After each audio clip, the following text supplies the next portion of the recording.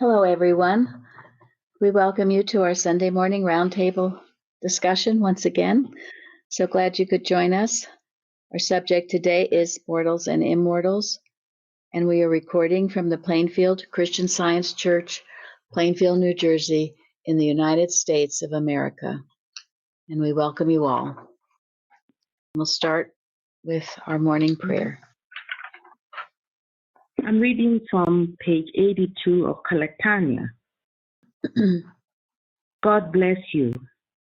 God keep your eyes open to the movement of evil, so that your good will be effectual and not diluted.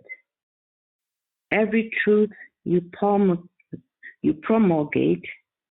every good and ardent thought you entertain, though it expose you to the aim of evil, makes you healthier, wealthier, wiser, and longer lived. The evidence of the senses to the contrary notwithstanding. Go on in this path, and your immortality is brought to light. Mary Vickers. Beautiful, thank you. All right, the watching point, Karen.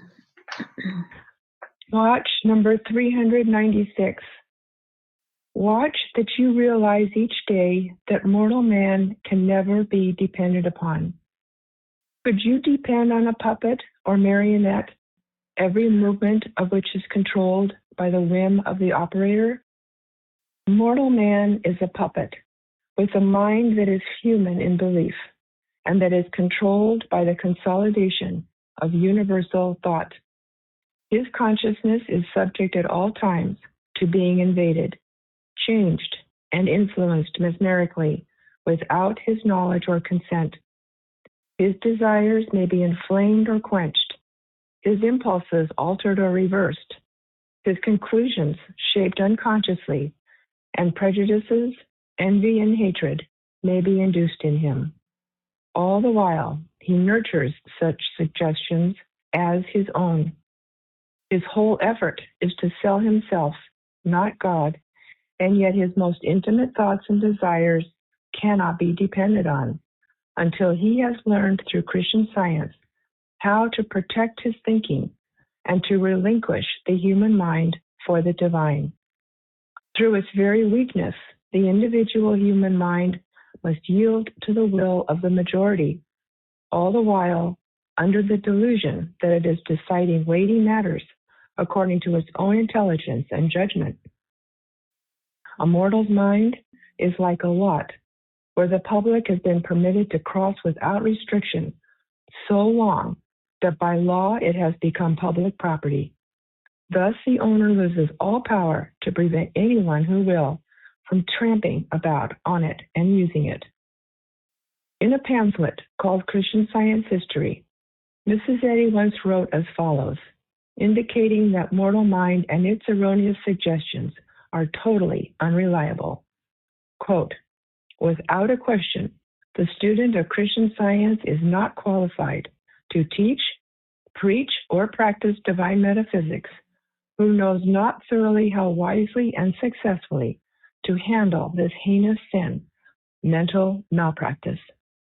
Without this understanding, he cannot separate the tares from the wheat and destroy the tares. He cannot divide between an impartation from the immortal or divine mind and the temptation or the evil suggestion of human thought and argument. But this must be done in order to obey the former and resist and destroy the latter. And not till it is done will he be protected and imbued with wisdom and power to rise superior to evil suggestions. This attainment is indispensable, whereby to establish a student on the scientific basis of Christian Science. Wow. Very important watching point. Thank you, Karen. Right, comments? Well, I love the part where it says a mortal's mind is like a lot where the public has been permitted to cross without restriction so long that by law it has become public property. Oh, wow. Right. That's a good description of it. Really, it's you really. So okay, well, I've got some work to do. Mhm. It felt like a very. Go ahead, Zeri. I was going to say it felt like a very cleansing, very thorough, way of looking at how we let go of the false sense of what we are, because we are only God's ideas. It really made me think about letting go of the false and knowing that there's only one mind, one God in control. Thank you. That was good. Thank you, Zeri. Bruce? Well, I also was impressed by that analogy of the lot where everybody's walking on it and it feels like they have the right and free course to do so. It raises the question, who owns you? And I hope this is something we can all take and devote ourselves more closely to Almighty God. He, the one and only, who owns each and every one of us, not by public opinion. And like it said, if you gather in the public opinion too well, you think it's your own, but the outcome is envy and hate. And it does not have to be. The time for thinkers has come. Please don't just take things in indiscriminately. Let's question, is it right or is it not right? You have the capacity to think and think correctly. Everyone has a conscience. It needs to be exercised. Thank you. Very good. Thank you. Anyone else? Yeah, I also like what why. Go ahead. Go ahead. I was going to say, I like how he says his most intimate thought and desires cannot be depended on, and that reminded me too. It's like these thoughts that occur to us aren't, oftentimes aren't our thoughts. It's the stuff that we let come marauding across our, the landscape of our consciousness. So we have to learn to distinguish and, and obviously, like Mrs. Eddy says, stand porter at the door of thought. Thank you. Who else was trying to? Well, I was just going to say that's why we wake up in the morning. First thoughts, and one of the first things I heard when coming here was, "Don't get out of bed until you know that that God is the only mind. That is your mind." And I've done that ever since I heard that 5 or 6 years ago. But that's why we have to protect from the moment we're conscious in the morning that is our only mind, and stay with it all day long. Thank you very much. Mm-hmm. Except Florence? I think that's why the treatment for every day is so important, where she emphasizes that we must accept the fact that God is our mind, God is the only mind, and there we stay. Also, the question of mortal or immortal, it really is a big one, and I don't know at what age is best to introduce that so that we know that we are immortal.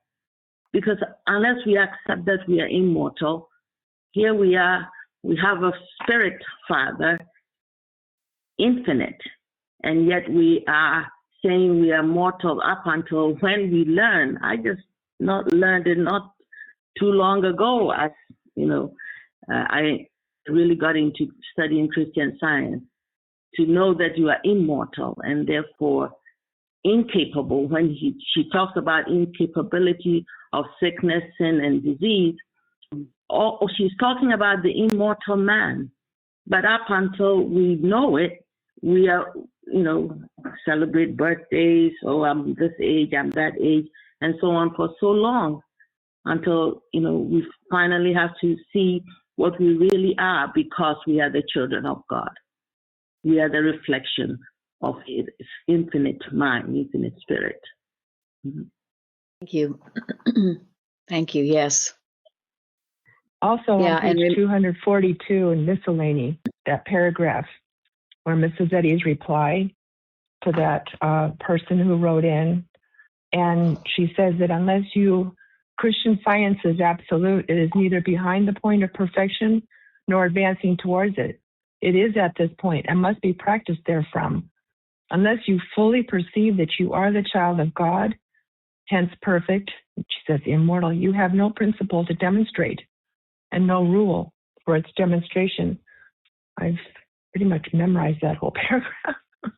Yeah. Is that the one from the Dorothy Rickey article, the quote? Yeah. Yeah, I think Yes. so. Yes, Yeah, that's the one she bases that. Yes. Yes. Yeah, we'll get into that a little more. Both Herbert and Dorothy Rickey wrote association dresses on immortality, and they're very, very good. Lawrence, are you speaking? No, it's the Ricky article on immortality. It just makes it so clear how mortality is subject to all the troubles we have. And immortality means without these things. Thank you. And remember, this is very important. There are not two of you, because I used to think that a mortal who is striving to be an immortal. There's only one. You are an immortal now. Only one, and you must claim that. That's in the Dorothy Rickey says, say it all the time to yourself in the morning, hundreds of times. I'm an immortal. I'm not a mortal living in this mortal dream. I'm an immortal, a child of God. Whatever work you're doing, that you're doing it for God. It's a very beautiful, liberating thought. Whether you're a housewife or a businessman or teacher, whatever you're doing, declaring your immortality as you do it. And you'll that find was like a walk last night. Yes, that's right. The 3 levens of truth working in our world. But this is as we work it and know it, spiritualizing thought. So the world, it would seem, is a state of mesmeric thinking. And that's why, as Christian scientists, as we've just said, you wake up knowing God is your mind. God is mine, God is my mind, God is the only pure and perfect mind, and stay with it all day. Otherwise, you will be sucked into that Adam dream. It was particularly aggressive during the pandemic because it was droning out all the time.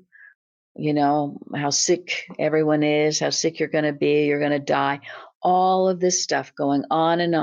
And believe me, it wasn't just some random thing that was going on. This was happening for a reason to get, and this is the malicious side of the malpractice.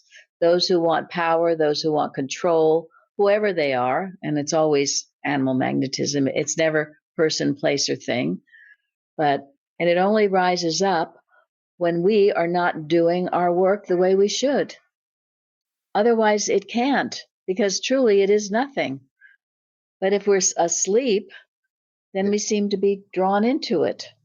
It will appear to be something, and it will appear to overtake you, your thought, and it will lead you down a rabbit hole. Yeah. So don't go there. Yeah. Do not go there. If it's not a thought from God that loves you, don't accept it. Stand porter at the door of thought. And Mrs. Eddy, she knew these times were coming, and thank God she gave us this science. But how many truly are using it and working with it? Even those who claim to be Christian scientists. This is a way of life. It's a dedication. It's 24/7, and the fruits of it are incredible. But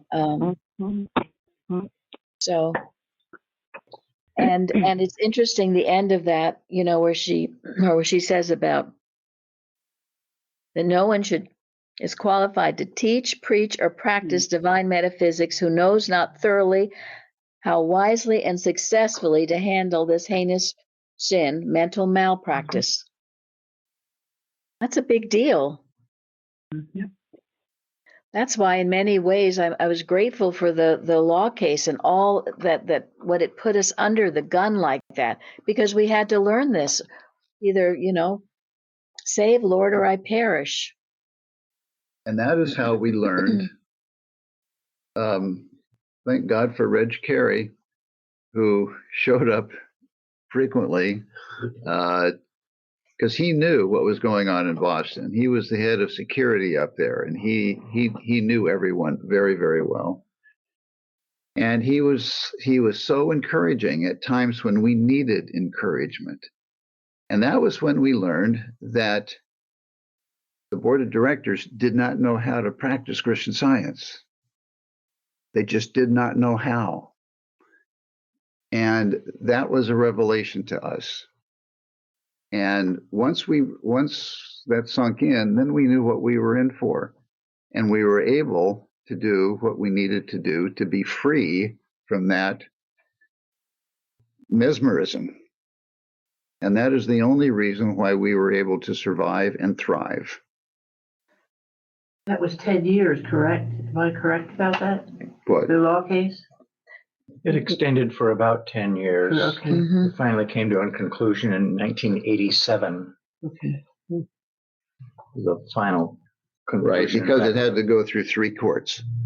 Yeah, right. First the state court, then the appellate court, and then the state Supreme Court, which ruled in our favor. But whatever trial, because many of you, you didn't have this experience, but you've had other trials, and if you use them to your benefit to get where you are watching your thinking diligently, then you will come up the same way. It'll be a tremendous growing experience, as long as the lesson says, and I love the end of the lesson in Science and Health. When the illusion of sickness or sin tempts you, cling steadfastly to God and his idea. Cling steadfastly, firmly, with constancy of mind. Allow nothing but his likeness to abide in your thought. Let neither fear nor doubt overshadow your clear sense and calm trust that the recognition of life harmonious, as life eternally is, can destroy any painful sense of or belief in that which life is not. Let Christian Science, instead of corporeal sense, support your understanding of being, and this understanding will supplant error with truth, replace mortality with immortality, and silence discord with harmony. She gives a direct outline as to what to do. The point is, are you doing it? And those words, supplant, to supplant error with truth. Supplant is to overthrow. So you're overthrowing error with what you know of truth. That's why when error starts talking, you can write down what it's saying, because writing it down makes it look ridiculous, okay? You write it down and you say, wow, what a load of garbage that is. And then on the other side, you write, what does God say?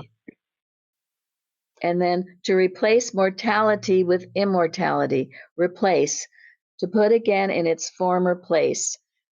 To go back, you were always an immortal. You were never born into matter. You will never die out of it. So you're going to find out who you are, have been, always, immortal. And then finally, to silence the discord with harmony. Silence, cessation of rage, to cease firing, to put an end to. And sometimes when you're under discord, it does seem like it's raging or firing at you. So she uses her words carefully. This is a powerful statement to help you under any circumstance, sickness or sin. And this is not a peaceful or calm process. Okay, this is warfare. And a lot of people just don't have the stomach for it, unfortunately. But you have to. You have to be willing to look something really fierce in the eye and yell at it with the truth until it backs down, because it will always back down. Because it's like, it appears to be something when it is really nothing. And that is the point. Keep trying. Keep Sticking to the truth. Don't try do it. Yeah, exactly. Thank you. Keep doing it. I think though, if you think that you're doing it, it's impossible. It's just impossible. If you think that you're doing it. But this is why I feel that the instruction to feel that we are one with God, this oneness with God, always at one with Him. God is with me. God loves me. This ingrained in our thinking makes it possible that no, I'm here with the powerful, the only power really, right? Therefore, I can say you are nothing and mean it. But I found that I couldn't do it by myself. No. And that truth will eradicate the error. And that's the truth that you have to stick with, because that's your only weapon. Yeah, no, if you think you can do it yourself, you're shloomed. I mean, that's the humility that comes in to let God work. And he says He's made man capable of this, and nothing can stop this power that He's made you capable of. So, and why we're one with the Father when we know it, so we can meet any claim. But yes, it's His power. As the Watching Point also said last night, I can of mine own self do nothing. We are totally incapable of doing any of this on our own. It's only through the power of God. The confidence and capacity to do your part comes from the understanding that error has no substance. It has no principle or foundation to stand on, regardless of its appearance.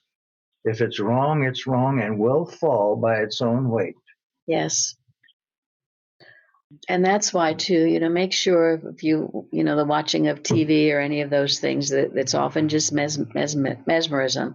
Your phone, I mean, they're having a field day now with AI, broadcasting all kinds of things, many of which are lies. And then people take it in and think they know what they're talking about. And that's what this Watching Point is saying. And they don't know. They're just repeating mortal mind lies. So how do you, where she says, how to wisely and successfully to handle this heinous sin, mental malpractice, how do you wisely and successfully handle it? Well, I want to speak from someone coming out of 40 years of Christian Science, and that it wasn't until they had all the teachings that they all provide here from the early workers. That's huge, yes, especially huge. Carpenter. Yes. And his 500 watching points. Yes. Just helps you understand it, because the teaching that you get outside of it is nothing compared to that. Yes. And I went to the top teacher, blah, blah, blah, of Christian Science and the movement. And we got all the words, and I could see the same words, but it's not the same. It was the blind leading the blind into the ditch. Yeah. Well, it's what I've also said many times. It's like for those of us who grew up in Christian Science or the other Christian Science, like learning the wrong grammar of a language. So we think we speak the language, we have the right accent, but we don't speak it. And when we really look at it, we have to really always watch our thought, because we've had these smooth grooves that we've grown into. Yes. So that's so much. So I'm very grateful that I can be on this call right now. Thank you. Thank you. That's a good point. Thank you, Zari. Been getting sandpaper out. Yes, you think you know it, and all of us who were in the organization, we weren't taught it properly, and that's the reason our church exists. And yes, all these wonderful early workers that have come to our aid, the Martha Wilcox, Carpenter, Kimball, Eustace. Thank God they're like angels standing with us. Great companions such as these. Oh my God, I am so grateful every day for them. And it's just like Jesus's disciples, these people, or Mary Baker Eddy's disciples. Go ahead. Mary, I just read, I had just finished chapter 8 in the recording, chapter 8, and I read this small little two sentences that just really, as we're talking, it just hit me. This little paragraph from this, the Forever Leader. Eustace was taught by Mr. Kimball. And he says, I remember Mr. Kimball brought a message to the class directly from Mrs. Eddy. The message was that the only excuse for holding any class was to show how evil was to be handled, quietly, without publishing it broadcast. That was the one purpose. It was not for anything else. Interesting. Thank you. Yes. Yeah, and so many people who have had this class teaching say they have no idea how to handle the animal magnetism. They don't know what it is or how to handle it. And of course, Yeah. ultimate answer is it's nothing, because it's not of God. That's how you handle it. But you have to know it and prove it. And that's different from just saying the words. If you're saying the words and shaking in your boots, you've got to get where you feel the power and omnipotence and omnipresence and omniscience of God. Hey, these aren't magic spells. Not enough to say the words. No, that's right. Not magic spells. I'm reading about Mrs. Eddy too in her biographies, which they bring out Mrs. Eddy so clearly here at church. That's Thank you. huge. Thank you. Yeah. There was something, anyone else speaking? Yeah, I was going to say something, Mary. You asked earlier, like, how do we separate, or how do we go about, kind of, I guess, defeating this? I think for me, in my experience, as I came here and learned what real Christian Science was, then I had to stand on it. And that's the only way I've grown, is by standing. You talked about being the warfare. It was you or Gary. But the only time you really can engage in that is when you feel like you're under attack or something's come to you. And that's when you stand. I mean, that's when it's really required of you. You're kind of in the thick of it. Thank and you. I kind of think of that as like the atonement. It's like you're being tempted in a way. And it's during the fire is when you can actually stand, and that's all you can rely on. When that clears away, for me, I felt like that's when I've grown, and that's how I've been able to separate, good from bad or left from right. But it's only when I'm in that situation that I really feel it. Yes, and it goes back to the statement by Mrs. Eddy in Science and Health about silencing discord with harmony. Silence, when you're under that fire, what can silence it? But the truth of Christian Science and the Bible, all of that will silence it. It will wipe it out, and it will cease firing. It will put an end to, and it will be the cessation of the rage, because it does seem like a raging thing going on. Florence? No, yes, that is true. But also the standing, the ability to stand is because you are so in yourself. You know this connection so strongly that you can stand. I am, the truth is here, is standing, and the error has no place here at all.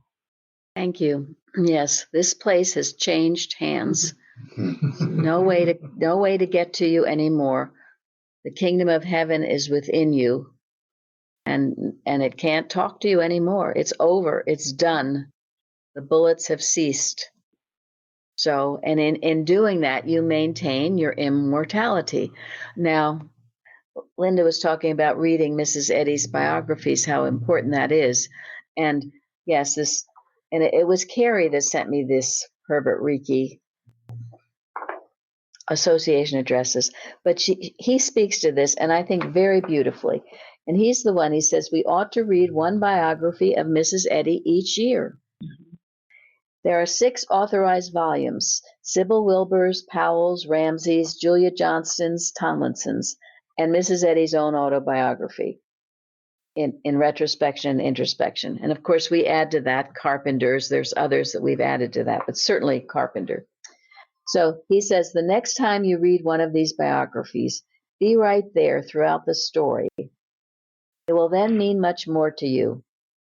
Be a companion in Mrs. Eddy's mental household. Ride in her carriage with her and see the things she saw. Speak to those she spoke to. Sit with her on the red rock while the poem or waiting harp strings unfolds. Attend her last class in 1898. You know you almost can, for many things have been written about that class, both in her biographies and recent articles in the journal. It is not necessary for you to be excluded from anything good that happened in the spiritual unfoldments of our leader. I think that's so beautiful. I mean, that's the wonder of books. You know, why not be there with her? Make it real. We're supposed to know her through her works. Yes. And he wrote this back probably in the 30s or 40s, so he's talking Yes. about journals in that time, not Yes, yes. current. Correct. Thank you. Yes. And we give a whole list of good books to read. I We would do. not read all that are out there. That's correct too. We have it on our website, the ones to read. You must be very careful what you read about her. Again, it would like to mesmerize you into making you think that things are true about her that are downright lies.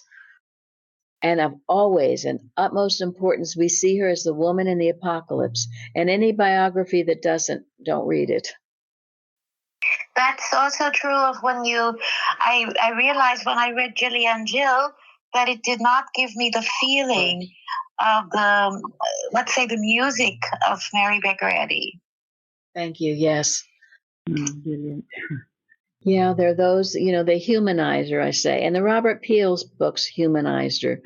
It's one great thing with Paul Smiley. He brings it out how he has innuendos about her, things that make you question. Perhaps he was not in the right mind. He thought he was an intellectual scholar, and to that we say. In addition to that, there's an element of disrespect. Yes. And that I find totally offensive, That's because that what's is an offense against God. Thank you. And again, he was handled. He was just overcome with the wrong mind. I think of Christ Jesus saying, if I be lifted up from the earth, I will draw all men unto me. And I think about, like, if you're reading or writing something about our way showers and it's pulling them down, then you're pulling everyone else down with them. And for what purpose? Yeah. Mrs. Eddy and Christ Jesus did so much good for everyone. They should be lifted up and they should be seen correctly. Yes. And really, those in present day who speak out against her, and this is a warning, and this isn't me, this is biblical, do mine anointed no harm. They better not. They better not. And if anyone knows of anybody who knows of anybody who knows of anybody, because I know people who are, really warn them. If you don't like the teachings or whatever, let there be no strife with my brethren and thine brethren. Go your own way. But to speak out against her is worse than foolishness. Lake of fire. Yes. And also, you don't know what you're talking about. You have been misled, misguided. Maybe hurt, maybe had these bad experiences or whatever, but it was not the true understanding of the science or of Mrs. Eddy. And work harder to get it rather than lash out. It's a sad situation that these things happen to people, but it's not the science and it's not Mrs. Eddy. It's other things. Just perhaps what this watching point was talking about. The malpractice comes into your thought. You think it's your own thought, but it's not. I liken it to being unable to balance your checkbook and then being mad at all of math for it. That's a good. Thank you. Yes. So I also wanted to share a couple of things from Herbert Ricky that he speaks about on immortality. And he says, don't be a mortal living in a state of mortality. Be an immortal living in this glorious state of immortality, enjoying everything immortal, beautiful, good, and true. Live in that eternal mind that knows no beginning and no end, no birth and no death. Live in that perfect life that exists through all time. It is eternity itself. In no other way can you demonstrate the infinite capacities of healing in Christian Science. And then reading the Bible intelligently with a true imagination and with a sincere desire for all of the spiritual interpretation, inspiration, and lessons to be learned therefrom will extend your atmosphere of thought. You will learn to see yourself not as a mortal living a few decades in the 21st century, but as an immortal living in an eternal universe with every idea that is beautiful, good, and true. Such a correct, spiritual, eternal, immortal sense of things will eliminate from your thought any fear of death. Yea, every belief in death and the accompanying experience of sin and sickness. Truly, be a priest after the order of Melchizedek, without father or mother, without descent, having neither beginning of days nor end of life, but made like unto the Son of God. That is so beautiful too. And again, the assignment to read the Bible, some people say, oh, I don't like the Bible so much. It has all this negative stuff in it. Well, the spiritual interpretation of it, you have to dig deeper. That's why sometimes to read commentaries, it's why we have our Bible study. It's certainly why we read Science and Health with the key to what? The scriptures. The scriptures. And prose works too, because if you understand it all, it's incredible, but it's like parts of it are written in kind of a mystery sort of a form. So you can figure it out. It's fascinating, like Revelation. Yeah, it's like a form of encryption that it takes spiritual sense to decode. Thank That's you. very interesting. It is. But it's a history of the thought of mankind over time. And there's a thread throughout it that if you've got your spiritual sense working, you'll feel that thread working through the whole Old Testament and New Testament. It's just a lot more clear in the New Testament than in the Old Testament, but it's there.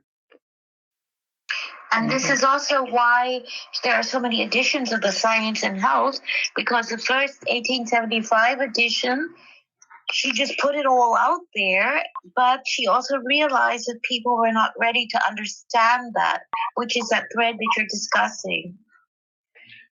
Well, she refined it so that it was easier. Yeah, for people to get it. Nobody needs to rewrite it. No, because some people, No. yes. No, her first edition was very raw. I call it raw. And if a lot of people love it because she's just very blunt. It was incredibly helpful to me. It wasn't until I started reading the first edition that I began to understand the 1910 edition. Wow. Same with me. But interesting. Well, Gary's just finishing now the audio of it. Yes. So some of it's online though, right? Oh yeah. No, good. 7 chapters. Yeah. So, and also this was, I think Karen submitted this the last time we had the lesson on mortals and immortals. It was Dorothy Reiki speaking about it, which is also a wonderful article to read, Immortality Brought to Light, which is on our website, right? And she talks about how we should, and I said it earlier, that's first waking thought in the morning and the last at night. One of affirmation and a rejoicing that we are immortal 100 times a day. Let us tune in on the infinite and thank our Heavenly Father that we are His immortal children. Rejoice that you are not a mortal housewife washing windows, polishing doors. How wonderful that you are the immortal daughter of the King, living in God's house, serving with gladness, and reflecting all his qualities to the fullness. Now, it goes on, but make sure whatever home you live in, you see it as God's home and you rejoice in it and make it beautiful. We have read about that, and I've kind of gotten behind on that. It was another thing that Carrie had sent me, which was about Mrs. Eddy, and it was an article written by Annie Knott. And I don't know kind of where I left off. But anyway, one of them is Mrs. Eddy on books. A student once asked Mrs. Eddy in class respecting some book. She paused a moment and then said thoughtfully that we must test books and people by their influence over us, and that as results might not appear at once, great care was needed in the choice of both books and friends. One at least of those present began to apply the test, then given to Mrs. Eddy herself and to her writings, the result being that their entire influence has been felt as ceaseless stimulus in the line of spiritual endeavor and of worthy attainment in everything undertaken, and this would assuredly be the verdict of the unnumbered thousands who know this wonderful woman personally and through her teachings. It is this which crowns her life today, a noble purpose grandly realized, the vision dearer, the heights nearer, and to her apply Whittier's words, beyond a narrow bounded age stretches thy prophet heritage. Through heaven's dim spaces angels trod, through arches round the throne of God. The audience whirls, all time to be, the witness of the truth in thee. So she's saying, the books, the influence of the books, sometimes you might not be able to tell right away, but Science and Health, look what that's done for yourself, for the ages, and it continues to do, spiritualizing the world. That's why our reading of it, our making of the audios of it, it goes out and out and out, a ripple effect to bless all mankind. 11. The leaven, yes, this was spoken of last night. So, all these things are very important. And as I've said, to shape your day, to read the biographies of Mrs. Eddy, shape your day as much as you can on how she lived her life, how she lived her day. What better model or example could any of us have other than the Master, Christ Jesus? Yes. Did you want to say anything, Florence? No, not right now. No. Okay. Well, I think I'm going to switch over. Not that I don't have a lot more to say on, but I'm going to switch over because we have a new virtue medicine. So, and as we've talked about, well, there's been a series of newspaper articles called Virtual Medicine, and the list so far gets longer. Gratitude, courage, forgiveness, awe, admiration, and reverence, honesty, joy, and laughter, generosity, charity, love, optimism, hope, healing of resentment, beauty, humility, patience, silence, resilience, and the last is this one today is kindness. And I feel it relates to in miscellaneous writings where Mrs. Eddy says, God's preparation of the sick are potions of his own qualities.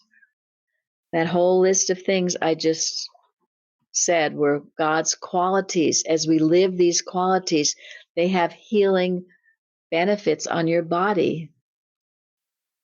They heal and bless. And the definition of virtue is strength, moral goodness, the practice of moral duties, and the abstaining from vice. Practice of moral duties from a sincere love of God and his laws. Virtue is nothing but voluntary obedience to the truth. So in this newspaper article about kindness, and I mean, these are somewhat related to medical in a way. I mean, they're running tests. They're running tests on people, and people, dividing people in groups, and those people who did deeds of kindness, guess what? Healthier and happier. Yes. Live longer. Live longer. And according to this, it even changes your DNA. How about that? Oh, wow. No. How about that? So, anyway, there's a story. I thought this was a beautiful story about a famous parable tells of how a storm left thousands of dying starfish stranded on the beach. A man watched as crowds gathered but did nothing. Then a child began picking up the starfish one by one, throwing them back into the sea. Son, the man said, you don't realize there are miles and miles of beach and hundreds of starfish. You can't make a difference. The child smiled, picked up another starfish, threw it into the ocean, and replied, I made a difference to that one. Man was moved. He joined in. Then one by one, the whole crowd joined in. As data suggests, single acts of kindness may spread farther than you might think. And think about it. If you ever hear of an act of kindness, it makes you want to do it too, right? Rather than all this other stuff. Yeah, there's a saying online that it restores your faith in humanity when you see it. Yes. Yeah. Kindness is incredible. And it's very different from niceness. Niceness isn't kindness. Kindness is doing something with no thought of return. It's doing something because you're empathetic toward the person. Your heart goes out, and it has great benefit. You're doing it because it's right. Right. It's a right thing to do.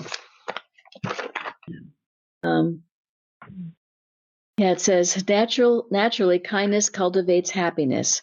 In a 2019 study published by the Journal of Social Psychology, researchers found that people who performed kind acts every day for 7 days experienced a significant increase in happiness. Interestingly, whether people were kind to their family or to strangers, the more kind deeds they did or observed, the happier they were. And then furthermore, kindness affects more than emotions. It influences one's DNA and shapes how the immune system works. Kindness be done, but if it's done selfishly, it's self-righteousness. Thank you. Good point. Yes. Yeah. If it's done selfishly, it's not kindness.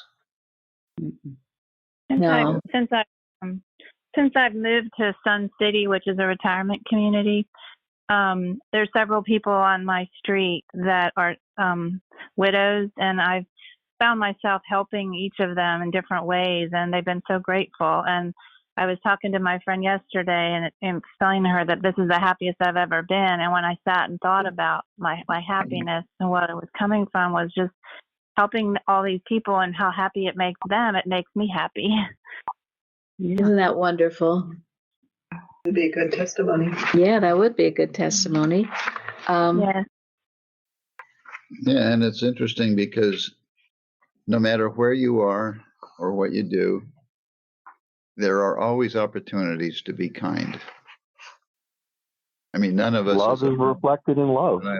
Love is reflected in love. So, and this adds to your immortality. Now, I don't know. I have many beautiful things from Carrie but I think I'm going to end on this. This was the love of Jesus on the Calvary. He was the epitome of love, right? I'm way surpassing just kindness. So this is from an old 1886 journal, and it's by an A. Lang. Oh, so just to there. Okay. A. Lang writes, let us consider love as expressed in the only begotten of the Father, Jesus the Christ, who took upon himself flesh whereby to manifest himself to the world, that whosoever believeth on him might not perish, but have everlasting life.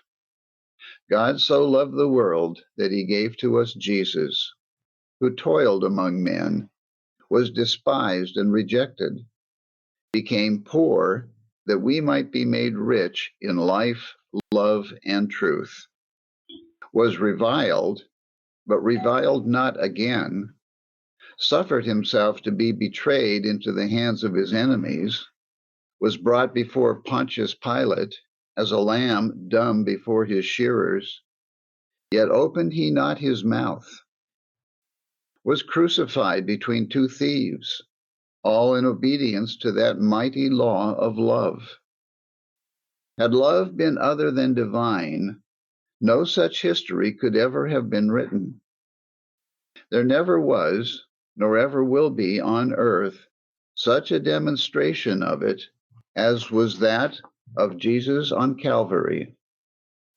Well may we sing of his mighty love.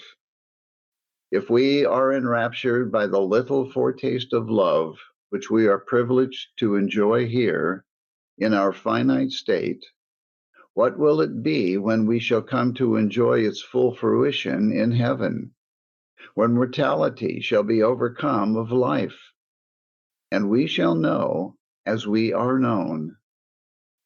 That will be love without alloy, dissimulation, or discord. There, harmony and love will ever blend. So also will every other term by which God is expressed. Love, oh precious love, may it be forever our conscious possession. End quote. Thank you all for joining us today. Thank you. Thank you. Thank you. Thank you. Thank you. Thank you.